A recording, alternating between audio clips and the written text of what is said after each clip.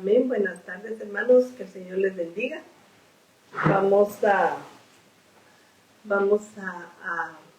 escuchar la palabra, vamos a tratar de aprender después de un día arduo de trabajo para muchos, que la palabra sea como un remanso de paz, no solo para su alma, sino también para su cuerpo, para su espíritu, y que la palabra como agua nos haga descansar y reposar. Amén.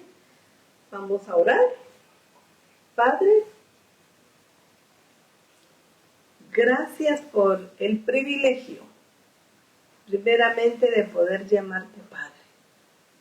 Y por el privilegio, Señor, de haber entendido que tenemos un Padre que está siempre por nosotros. Por el privilegio de poder acercarnos a tu presencia. Si nosotros entendiéramos, Señor, el valor incalculable que es tener un Padre que está por sobre todo, el creador de los cielos y de la tierra, aquel que para él no hay nada imposible, el que nos conoció, el que estuvo desde antes de la fundación del mundo, y nuestros ojos, dice el salmista, lo vieron a él. Es un valor incalculable el que tenemos. Entonces estaríamos constantemente dándote gloria y honra, como dice el salmista, a cada momento, Señor, dándote la alabanza, la adoración, y con gratitud en nuestro corazón. Gracias, Padre, por el privilegio. Gracias por el privilegio de llamarnos hijos. Gracias, Señor. En el nombre de Jesucristo, hoy ponemos delante de ti, Señor, a los hermanos que escuchan, y yo que estoy aquí, para que me ayudes, Padre, a transmitirle a los hermanos algo de la palabra, que lo poquito que he entendido, Señor. Gracias en el nombre de Jesucristo. Amén y amén. Amén, hermanos. Vamos a, si ustedes se recordarán, el hermano pastor estuvo hablando de Efesios 4, y no es que redundemos en el asunto, pero hay tanto que aprender, tanto que decir, que si estuviéramos por un buen tiempo en Efesios 4:11, hablando de un mismo texto, no se terminaría nunca. Así es que Efesios 4:11 volvió a llamar mi atención, porque dice, y él mismo dio a algunos el ser apóstoles, a otros profetas, a otros evangelistas, a otros pastores, a otros maestros. Cuando volví a leer esto, inmediatamente vino algo a mi mente. Tendríamos que dilucidar ¿qué entendemos por apóstoles, evangelistas, por profetas, por pastores, por maestros. ¿Qué entendemos? Porque tenemos que nuestra alma lo entienda, hermanos. Porque si no, vemos las cosas inalcanzables. Y está bien, vemos algunas cosas inalcanzables, pero vemos a las personas como que son únicas en su género. La palabra es sui generis, pero no es así, hermanos. Él toma hombres, Él toma humanos, y la palabra es la que hace la diferencia, no es el nombre en sí. porque somos muy exaltados, muy llevados nosotros, muy dados a ver al hombre inalcanzable, a ver como que es único, y no es así, hermanos, no es así. Entonces vamos a ver, con la ayuda del Señor,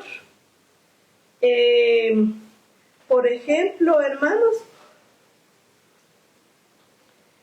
que es un apóstol, por ejemplo. ¿Qué entendemos por apóstol? Solo decimos el apóstol, pero ¿qué realmente es un apóstol? Nada más es un embajador del Señor, es un enviado, nada, es una persona, un hombre que el Señor toma, lo usa para beneficio de un pueblo, de un grupo, de sus hijos, de los escogidos, de los que Él ama. Amén. Entonces, fíjense que es un embajador de Dios, y vamos a ver en Juan 13:16, lo vamos a leer en la Torre Samad, y no me puedo extender mucho, pero vamos a leer el texto. En verdad les digo que no es el siervo más que su amo, ni tampoco el enviado o embajador mayor que aquel que le envió. Y miren, nosotros muchas veces el hombre tiende a ser un ídolo de todo, y a engrandecer, pero miren lo que dice aquí. Entonces, miremos también en la DA, Lucas 11:49. Porque esto es, ahorita hablamos de un profeta, de un apóstol. Pero mire lo que dice Lucas 11:49. Por cuanto la sabiduría de Yahweh dijo, él estaba hablando, mire pues, el escenario aquí era con los fariseos. Él les estaba hablando, dirigiéndose a los fariseos. Y les dice, por cuanto la sabiduría de Yahweh dijo. La sabiduría habla. ¿Habla la sabiduría? ¿Sabemos quién es la sabiduría? Sabemos que está hablando del Hijo, ¿verdad? Entonces dice, les mandaré profetas y emisarios, o sea que está hablando la palabra, hermanos. Y matarán a algunos y perseguirán a otros. En la Biblia, las Américas dice, por eso la sabiduría de Dios también dijo, les enviaré profetas y apóstoles, y de ellos matarán a unos, matarán a algunos y perseguirán a otros. Y miremos el verso 50. Para que la sangre de todos los profetas, derramada desde la fundación del mundo, se le cargue a esta generación. Y mire a quién toma por profeta. Yo nunca había visto esto. Desde la sangre de Abel, ahí desde allá hasta Zacarías, que pereció entre el altar y la casa de Dios. Sí, os digo que le será cargada a esta generación. Hablamos de esto, hermanos, porque muchas personas no creen que en estos tiempos hayan pastores, hayan apóstoles. Mucha gente dice los apóstoles solo fueron los 12 que Jesús llamó. Pero vamos a ver si es cierto. Vamos a ver. Aquí les marca el Señor un tiempo, desde el inicio hasta Zacarías, pero todavía nos falta lo que la que bíblica le llama Nuevo Testamento. Entonces, miremos Mateo 23, vamos a corroborar esto que estamos hablando con Mateo 23, 34. Por tanto, aquí yo os envío profetas y sabios, está hablando de profetas y escribas, está hablando de maestros, y de ellos a unos matarán, mire pues, crucificarán, a otros azotarán en sus sinagogas y perseguirán de ciudad en ciudad. Aquí básicamente, y en el otro él está hablando de él porque dice, a unos los crucificarán. Dice, para que venga sobre ustedes toda la sangre justa que se ha derramado sobre la tierra desde la sangre de Abel, el justo, le dice aquí, hasta la sangre de Zacarías, hijo de Berequías, a quien mataron entre el templo y el altar. Miren, hermanos, él los toma como profetas. Ahí hay profetas, ahí no como tal, no dice apóstoles, pero hay profetas ahí. Entonces, después, en el caminar del Señor, ustedes se recordarán que Él llama a 12 apóstoles. Son 12 apóstoles. ¿Se recuerdan ustedes que se quedaron 11, luego buscaron otro más, ya para hacer otra vez 12? Amén. ¿Se recuerdan ustedes de todo eso? Que ellos echaron suertes para que hubiera otro en lugar de Judas. Entonces, hermanos, vamos. Y pues ni modo los 12 apóstoles que están. Pero no hemos visto que haya más apóstoles, dice la gente. Hasta aquí mucha gente dice esos son los únicos 12 apóstoles y no hay más. Pero en la palabra hay más apóstoles. Y miremos los demás apóstoles. Por ejemplo, hermanos, otros apóstoles o enviados en 2 Corintios 8:23, miren lo que dice. Esto lo dice el apóstol Pablo. Y Pablo fue apóstol también, apóstol de Jesucristo. Pero Pablo no estuvo en el tiempo de Jesús. Pero antes de él hubo otros apóstoles. Miren lo que dice aquí. En cuanto a Tito, es mi compañero, mi colaborador entre ustedes. Y en cuanto a nuestros hermanos, son mensajeros de la iglesia y gloria de Cristo. Son mensajeros. Eso es un apóstol. Son mensajeros. Hechos 14:14. Pero cuando lo oyeron los apóstoles, aquí hay 2 apóstoles, Bernabé y Pablo.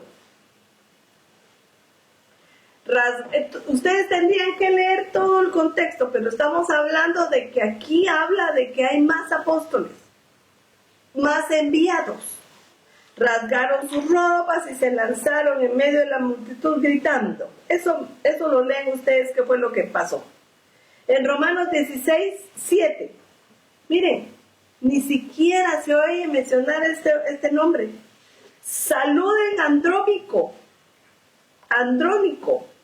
y a Junias, mis parientes y compañeros de prisión, que se destacan.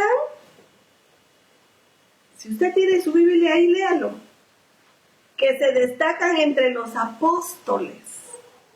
Y quienes también, mire, quienes también vinieron a Cristo antes que yo, antes que él, Andrónico y ¿cuál era el otro? Junias, ya eran enviados, ya eran apóstoles antes de Pablo. Y miremos otro, Gálatas 1:19. Pero no vi, en esta ocasión Pablo fue y no conocía a Pedro, y lo fue a conocer.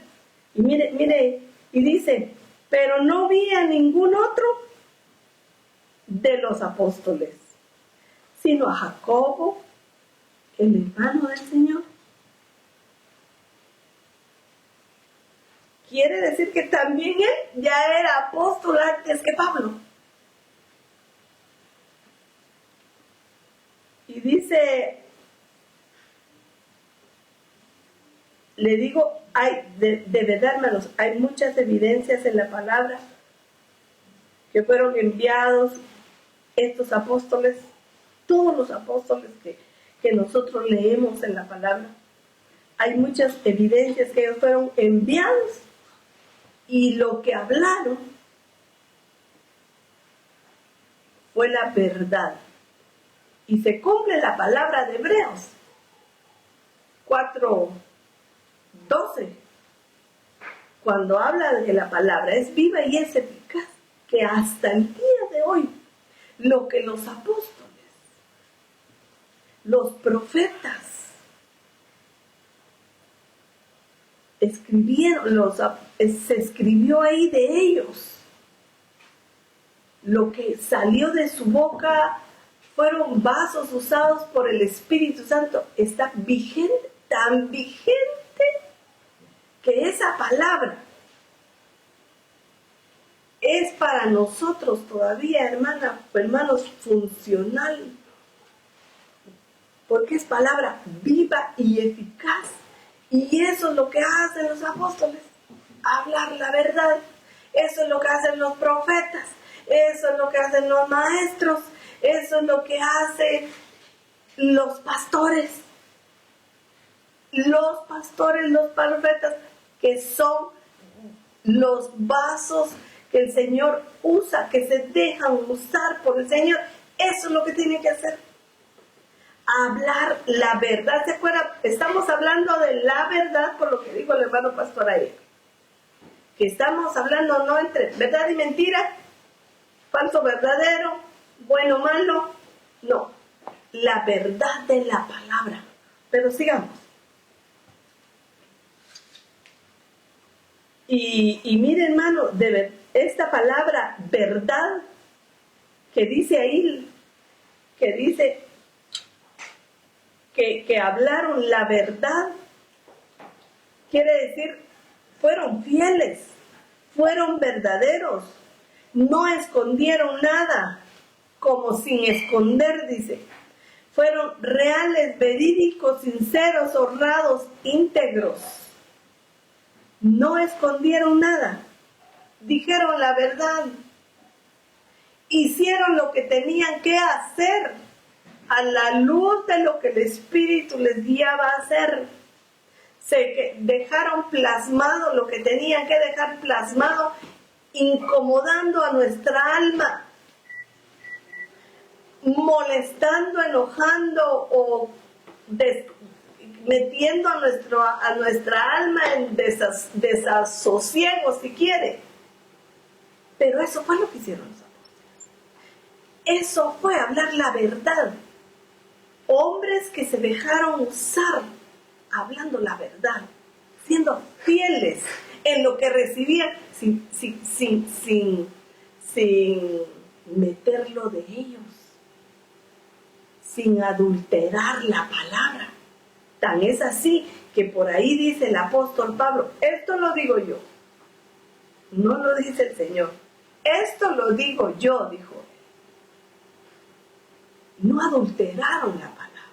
Y tan real es, hermanos, que esa palabra para nosotros ha sido eficaz, porque es viva. Nos ha, como la espada, ha entrado a dividir el alma del espíritu, lo que es de Dios, lo que es de Dios con lo que es del alma.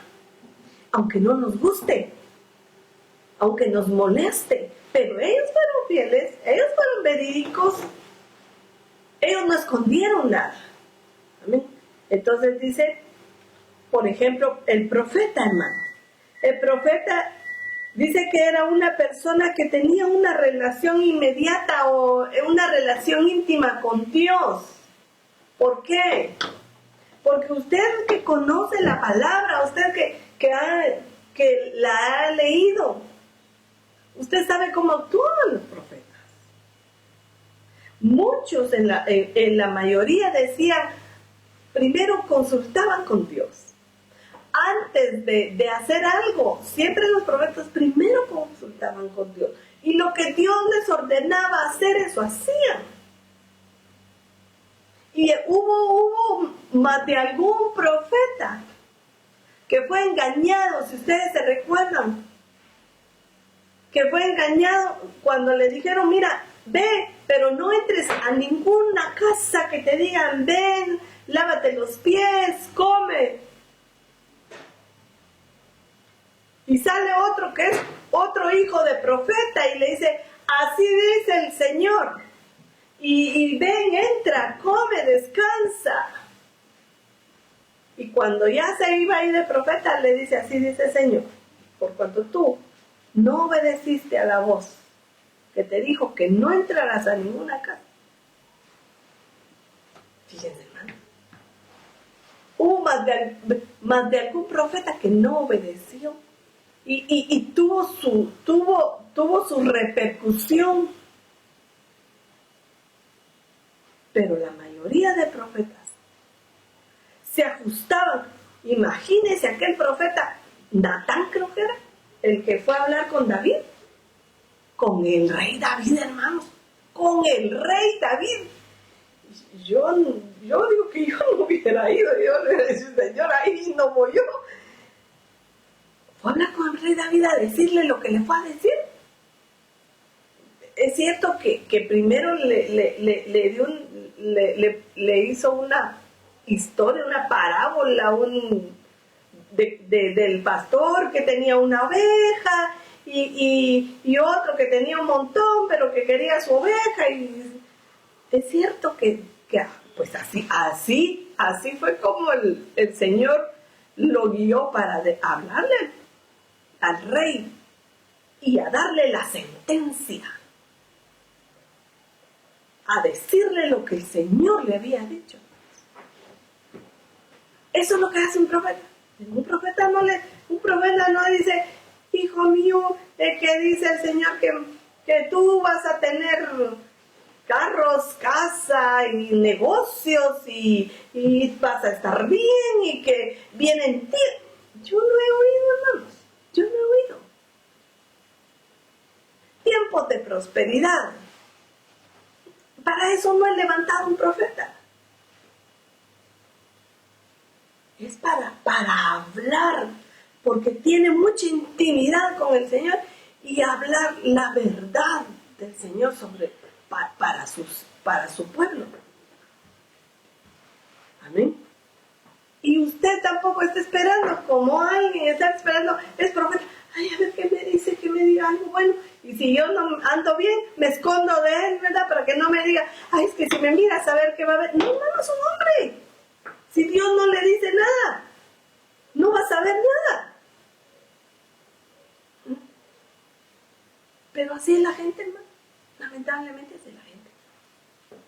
Anda tras el hombre, porque le gusta ser engañada.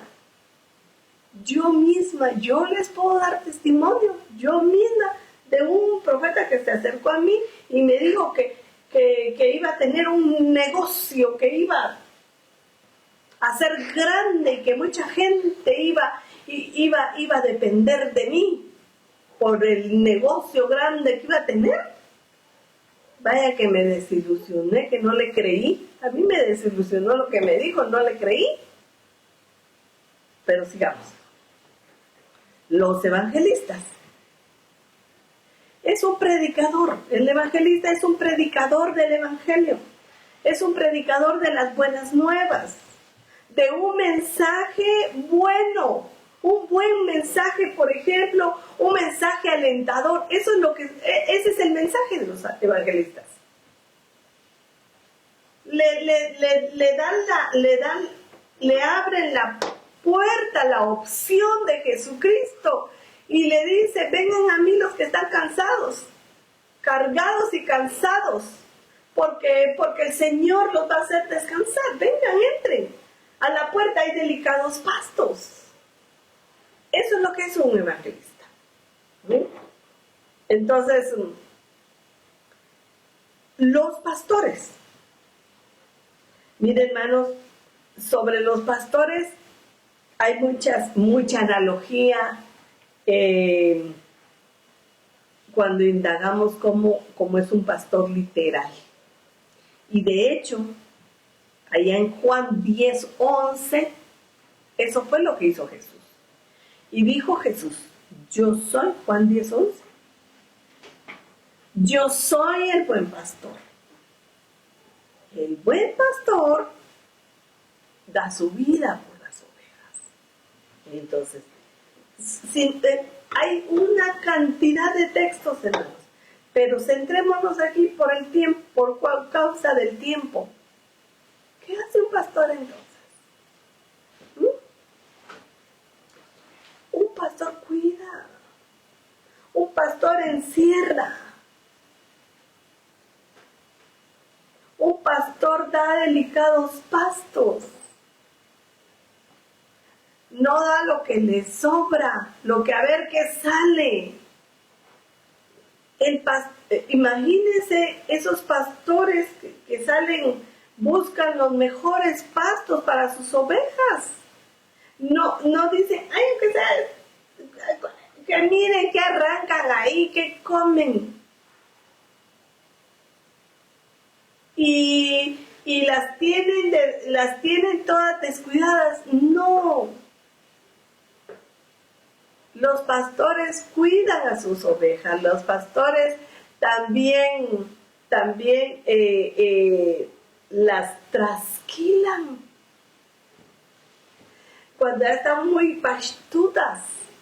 Pero también si las ovejas se caen en una pequeñita hondonada donde ellas no pueden salir de ahí, también van y con amor, con cuidado, la levantan. No, eso que le dije ahorita, ¿sabe qué es? Es Romanos 6:1. Aquel texto que dice, si quiere lo miramos. Romanos 6:1.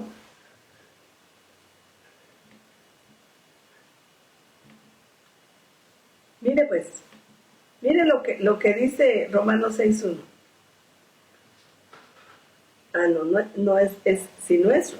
No es Romanos 6:1.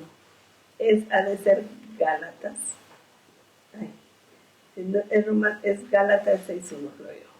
A ver si es. Sí, Gálatas. Dice que si alguno es sorprendido en una falta, ustedes que son espirituales, dice que los restauran con espíritu de mansedumbre, porque tienen compasión, saben lo que es la oveja. No están regañando y acusando, porque aquí dice, mirándote a ti mismo, no sea que tú también, porque son hombres como nosotros. Pero eso es lo que hacen los pastores. ¿Y sabe qué hacen los pastores también? Le cuidan a la oveja y empiezan a ponerle el aceite de la palabra, que la palabra sea como aceite a sus oídos. Porque si la palabra no está constantemente escuchándola la oveja, hay un gusano que entra y enferma a la oveja. Por eso es la necesidad, por eso es que ustedes dicen los pastores, pero ¿por qué el pastor tanto que si no estamos conectados, que si no estamos todos, que si... Porque eso es lo que hacen ellos. No quieren que se enfermen. Porque si dejan de escuchar la palabra, de recibirla como aceite, se van a enfermar. Va a entrar un gusano y se va a anidar ahí. Y eso se va a volver, hermano, un nido de gusanos. Eso es lo que hacen los pastores. Amén. Entonces, cuidan a sus ovejas. Amén. Los maestros, hermanos, los maestros son doctores, son maestros de la palabra. Y pues, por eso nos sentamos, no es una prédica la que uno escucha, son enseñanzas, que texto y el mismo texto, pero hasta que se nos queda, hasta que lo vemos de diferentes ángulos, hasta que se nos abre el panorama. Porque eso es lo que hacen, ellos enseñan. No dan una prédica hoy, por ejemplo, de Zaqueo, y mañana dan de Goliat, y a ver qué les doy pasado mañana les hablo de José. No, llevan una secuencia, como cuando uno se sienta, o cuando nos sentábamos antes, cuando éramos niños, ¿verdad? Y llevábamos una secuencia con la historia, llevábamos una secuencia con la clase de ciencias de la naturaleza, o con idioma, lenguaje, le decíamos nosotros, ¿verdad? Entonces íbamos aprendiendo cómo conjugar, ¿verdad? Pues así estamos ahora. Estamos aprendiendo cómo conjugar, cómo amarrar textos. Sacamos textos de aquí, de por allá, de Génesis, y vemos que casa muy bien la palabra. Amén. Entonces, por eso, cuando el hermano pastor hablaba ¿se acuerda que hablaba de Juan 17:15? Del 15 al 17, y nos decía que era una oración intercesora. Cuando dijo Jesús, no te ruego que los saques del mundo, sino que los guardes del maligno. Porque ellos no son del mundo, como tampoco yo soy del mundo. Entonces, santifícalos en tu verdad. Tu palabra es verdad. Amén. Y la raíz de santificar, hermanos, tenemos que entenderlo, porque si no vemos las cosas imposibles, tenemos que entenderlo. Ya vimos que era la verdad, somos fieles, sin esconder las cosas, amén. Pero, ¿qué es santificar? Y yo me fui a la raíz de santificar. Estamos hablando de alguien moralmente sin culpa. Y entendí, mire, cuando yo vi esto dije, entonces de razón tenía el salmista. El Salmo 32:2, miremoslo. Razón tenía de escribirlo. Bienaventurado el hombre a quien Yahweh no culpa de iniquidad. Bienaventurado el hombre, moralmente sin culpa. Porque él conoce la intimidad, el secreto, lo escondido de nosotros, lo que pensamos. Amén. En cuyo espíritu no hay engaño. También es moralmente sin culpa. También habla de un sentido moral y espiritual. Se separado del pecado y por lo tanto consagrado a Dios. Separado del pecado. ¿Y qué es el pecado? Amén. Es cuando nosotros constantemente estamos errando en el blanco, ¿verdad? Sabemos por la palabra. La palabra nos dice qué es bueno, qué es malo, pero nosotros seguimos constantemente haciendo lo malo. Desagradando abiertamente al Señor, estamos pecando. Entonces dice que esa palabra santificar, hermano, está hablando moralmente, sin culpa. Estamos hablando de que sus pensamientos, no, mire, hermano, en sus pensamientos, en que usted, decía el hermano pastor, si usted tiene algo y no quiere decírmelo porque no quiere que yo lo sepa y que yo le digo, vaya, pero sáquelo. Quiere decir que si usted y yo estamos guardando cosas ahí, somos moralmente culpables. Fíjese, porque no queremos hacer lo que dice la palabra. El que peca y se aparta y confiesa su pecado, lo hizo David hasta que confesé mi pecado. Mientras callé, dijo David, mientras yo no decía nada, mis huesos estaban envejeciendo. Y voy a ir ahorita corriendo, ya no voy a decir nada, porque ya me sacaron tarjeta, creo que es roja, o amarilla. La roja se va de uno de una vez. Si esa es la que de uno se va, ya me dijeron que ya estoy. Efesios 2:1. Y Él os dio vida a ustedes cuando estaban muertos en sus delitos y pecados.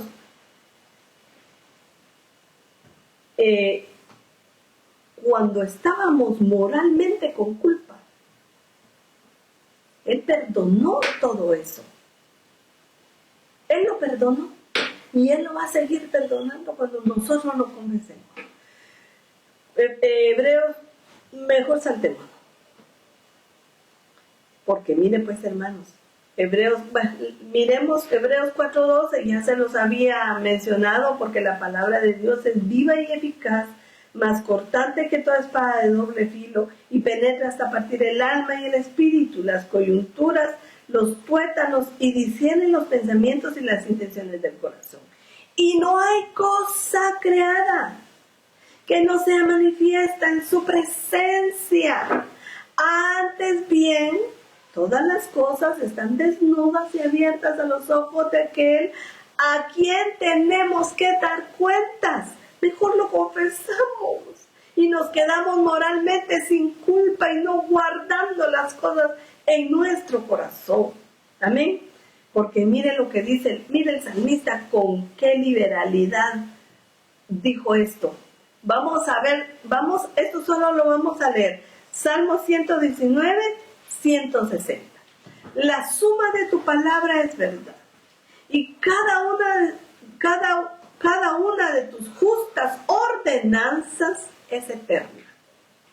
Dice, príncipes me persiguen sin causa, pero mi corazón teme tus palabras.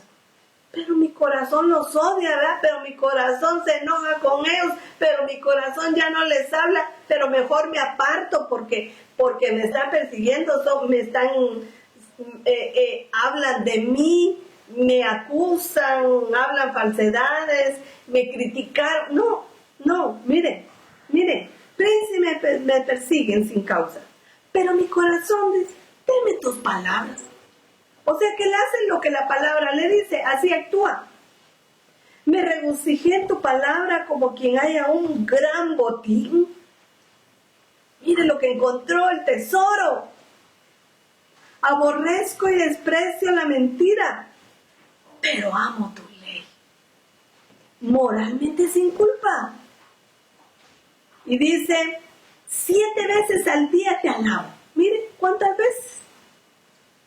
A causa de tus justas ordenanzas. Mucha paz. Mire, mucha paz tienen los que aman tu ley, y nada les hace tropezar. porque está moralmente sin culpa. Espero tu salvación, Señor, y cumplo tus mandamientos. Mientras espero, cumplo tus mandamientos. Mi alma guarda tus testimonios. En gran manera los amo. No es aquello de que qué difícil. Guardo tus preceptos y tus testimonios porque todos mis caminos están delante de ti. Si tú lo sabes todo, ya lo dijimos ahí en Hebreos 4:15. Llegue mi clamor a ti. Llegue mi clamor a ti, Señor, conforme a tu palabra, dame de ti. Mire. Dame, y dice, llegue mi súplica delante de ti, líbrame conforme a tu palabra. Profieran mis labios alabanza, pues tú me enseñas tus estatutos. Que cante mi lengua de tu palabra, porque todos tus mandamientos son justicia. Pronta esté tu mano a socorrerme, porque tus preceptos he escogido. ¿Cómo no va a esperar eso? ¿Cómo no va a esperar que socorra? Anhelo tu salvación, Señor, y tu ley es mi deleite. Viva mi alma para alabarte, y que tus ordenanzas me ayuden. Bueno, mire, mas sin embargo, hay errores, porque es hombre. Dice, me he descarriado como oveja perdida. Busca a tu siervo, porque no me he olvidado de tus mandamientos. Ah, mire qué precioso. Ahí hay un hombre que ama al Señor. Hay un hombre que le confesó su pecado. Hay un hombre ahí, hermano, que está moralmente sin culpa. Amén. Amén. Hermanos, Dios les bendiga, los guarde. Y primero Dios nos escuchamos a las 7:30. Dios les bendiga, hermanos. Amén y amén.